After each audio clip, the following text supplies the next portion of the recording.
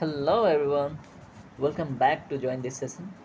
तो आज इस सीरीज़ का थर्ड सेशन है। इसमें भी हम आज टॉप 10 MCQ देखने वाले हैं, जैसे कि हमने पहले 2 सेशन किए। तो चलिए सेशन को स्टार्ट करते हैं। देख लीजिए, ये आपके स्टेट लेवल के PCS में, पेट एग्जामिनेशन में, कांस्टेबल का एग्ज़ाम हो रहा है अगर यूपी लेवल पे, तो डायरेक्टली इनडायरेक्टली काम आने वाला है ना। तो चलिए देखते हैं, समझते हैं आज के सेशन में क्या इंपॉर्टेंट है। आपके सामने फर्स्ट क्वेश्चन यानी 20 नंबर का क्वेश्चन आ चुका है। पढ़िए ध्यान से। इसमें आपको छांटना है कौन सा स्टेटमेंट यानी कथन असत्य है, मीन्स की सही नहीं है। तो देखिए क्या है। उत्तर प्रदेश में वर्षा मुख्य रूप से मानसूनी है। बी है, उत्तर प्रदेश में वर्षा का वितरण काफ़ी असमान है, मीन्स की होता ना अटरंडम पैटर्न, डिस्टर्ब मैनर में। सी है, उत्तर प्रदेश में जून व जुलाई माह में अधिक वर्षा होती है। डी है, उत्तर प्रदेश में मानसून की वापसी के बाद ये इसका ही की बात है, आसमान साफ एवं मौसम सुहावना हो जाता है। ठीक है, तो इसका राइट आंसर क्या होगा, मीन्स की असत्य कथन क्या होगा। तो इसका असत्य यानी कि इनकरेक्ट जो ऑप्शन है, ऑप्शन नंबर डी होगा। क्यों, थोड़ा सा कलर चेंज करते हैं इसका। It should be what, it should be sorry, colour थोड़ा सा अच्छा चूज करते हैं जो हाईलाइटेड है। हाँ, ओके। तो उत्तर प्रदेश में वर्षा मुख्य रूप से मानसूनी है, बिल्कुल सही बात है। उत्तर प्रदेश में वर्षा का वितरण काफ़ी असमान है, बिल्कुल। देखिए, जीकेपी में ज़्यादा बारिश होती है, मथुरा में बहुत कम बारिश होती है, कहीं बारिश होती है कहीं नहीं होती है ना, डिस्टर्ब पैटर्न है, बिल्कुल। उत्तर प्रदेश में जून और जुलाई माह में अधिक वर्षा होती है, ये भी बिल्कुल सही बात है।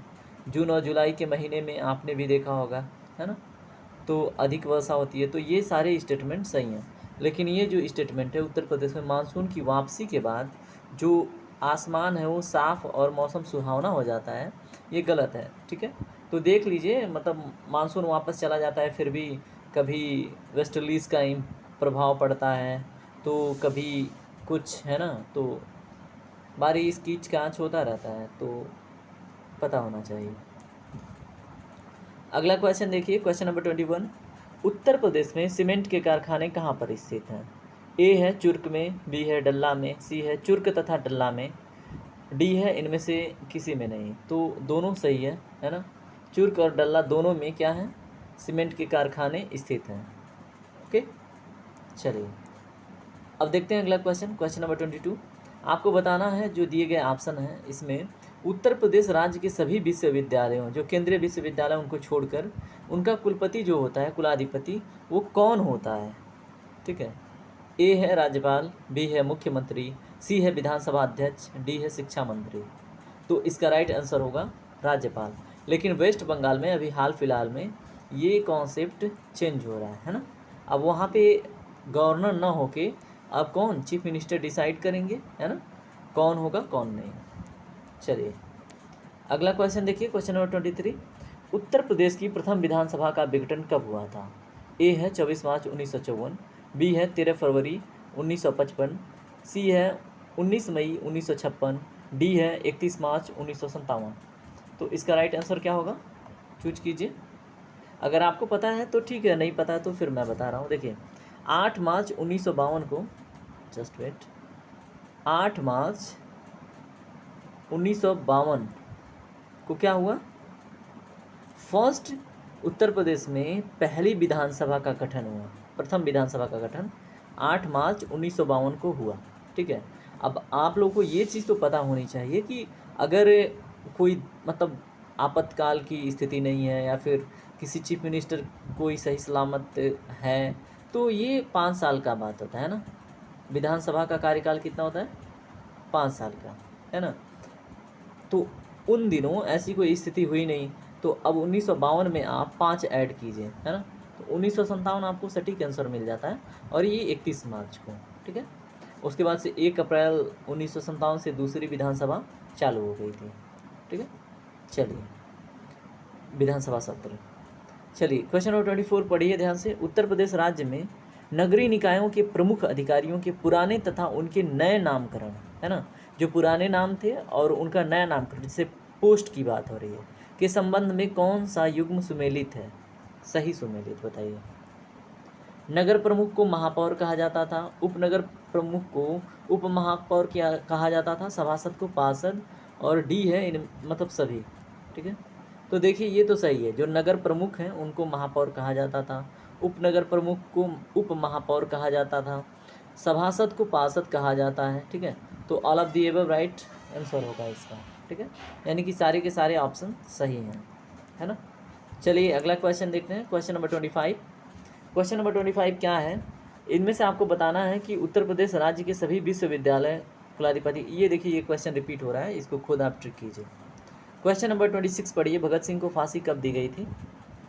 ए है 15 जनवरी 1931 को, बी है 23 मार्च 1931 को, सी है 11 जून 1932 को, डी है 17 दिसंबर 1932 को। तो इसका राइट आंसर क्या होगा, 23 मार्च 1931 भगत सिंह को फांसी की सज़ा दी गई थी। ठीक है, इनके विषय में एक इंटरेस्टिंग फैक्ट आपको बताते हैं कि जब भगत सिंह को फांसी की सज़ा सुनाई गई थी ना, तो नॉर्मल इनके साथ एक एबनॉर्मल घटना हुई थी। ठीक है, नॉर्मल क्या होता है, किसी इंसान को जब फांसी की सज़ा सुनाई जाती है तो उसका वेट गिरता है, लेकिन ये इतने हैप्पी थे कि इनका ना वेट बढ़ गया था, है ना, वेट इंक्रीज हो गया था, मतलब ये बहुत हैप्पी थे कि इन्होंने कुछ अच्छा किया है ना। तो ये बात थी, और लास्ट में एक स्टेटमेंट इन्होंने महात्मा गांधी को समर्पित किया था कि इनका जो रास्ता था उससे मतलब एक माध्यम तैयार हो सकता है, लेकिन स्वतंत्रता दिलानी है तो कहीं ना कहीं हमें महात्मा गांधी का क्या करना पड़ेगा, पाथ फॉलो करना पड़ेगा, उन्हीं के रास्ते पे चल के स्वतंत्रता मिल सकती है। चलिए क्वेश्चन नंबर 27 देखिए, 1931 में इलाहाबाद में करबंदी का आंदोलन किसने शुरू किया था। ए है कमलापति त्रिपाठी ने, बी है लाल बहादुर शास्त्री ने, सी है जवाहरलाल नेहरू ने, डी है संपूर्णानंद ने। ठीक है, तो इसका राइट आंसर होगा कमलापति त्रिपाठी, लेकिन ये बात 1930 नियर अबाउट का है, एग्जैक्टली 1931 नहीं है। चलिए अगला क्वेश्चन देखिए, क्वेश्चन नंबर 28, लखनऊ के निकट काकोरी ट्रेन डकैती की घटना कब हुई थी। ऑप्शन नंबर ए है 9 अगस्त 1925, बी है 19 नवंबर 1925, सी है 17 जनवरी 1926, डी है 28 दिसंबर 1926। तो क्वेश्चन नंबर 28 का राइट आंसर होगा ऑप्शन नंबर ए 9 अगस्त 1925 को जो काकोरी ट्रेन है उसमें डकैती हुई थी।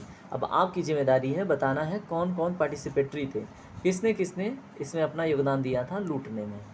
ठीक है, और कौन सी पार्टी थी, मैं थोड़ा सा हिंट करता हूँ, सोशल रिपब्लिकन करके उसमें मतलब उस पार्टी में है ये दोनों। चलिए क्वेश्चन नंबर 29 देखिए, उत्तर प्रदेश के किस शहर में भारतीय राष्ट्रीय कांग्रेस का 3 बार अधिवेशन हुआ था। ऑप्शन ए है इलाहाबाद, बी है वाराणसी, सी है मेरठ, डी है लखनऊ। तो क्वेश्चन नंबर 29 का राइट आंसर क्या होगा, ऑप्शन नंबर ए यानी कि इलाहाबाद में। ठीक है, तो उत्तर प्रदेश का जो इलाहाबाद शहर है उसमें राष्ट्रीय कांग्रेस का, भारतीय राष्ट्रीय कांग्रेस का 3 बार अधिवेशन हुआ था। ठीक है, चलिए अगला क्वेश्चन देखते हैं। देखिए थर्ड सेशन 10 क्वेश्चन का सीरीज कंप्लीट होता है। तो धन्यवाद, टेक केयर, राधे राधे। और आपकी जो जिम्मेदारी है लाइक कमेंट शेयर और सब्सक्राइब करने की, तो ये कर लीजिएगा। चलिए bye, take care, have a nice day.